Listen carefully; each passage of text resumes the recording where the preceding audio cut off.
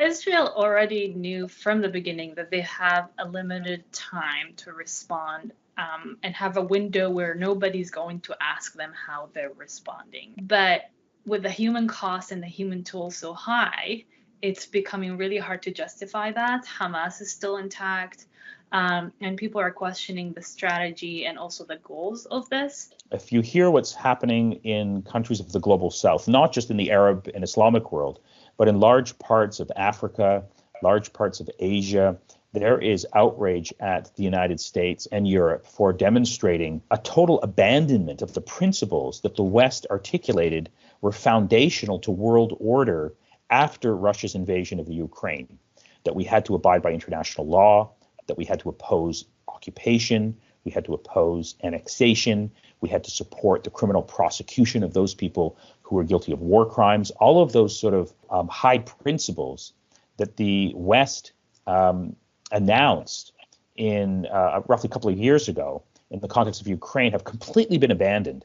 And so, the global South has taken notice of this. It's very difficult to take, the West seriously anymore on these questions, given what the West has done in the context of Gaza and in the context of events in Israel and in Palestine after October the 7th.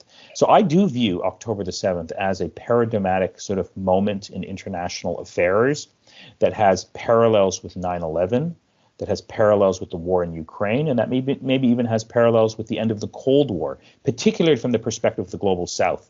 There's no going back to the world that we know prior to October the 7th, where the United States and the West could claim some sort of moral leadership.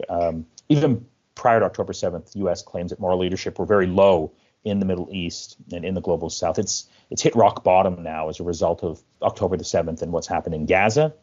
And I don't think, this is going to change anytime soon. And of course, the biggest beneficiaries are China and Russia, who will exploit the hypocrisy and double standards of the West to send a message to the global South. Look at what they're doing. Look at their hypocrisy. Look at their double standards. We're not the ones bombing Palestinians. We actually have sympathy for Palestinian suffering. Come and ally and support us in our attempt to rewrite the rules of the international order.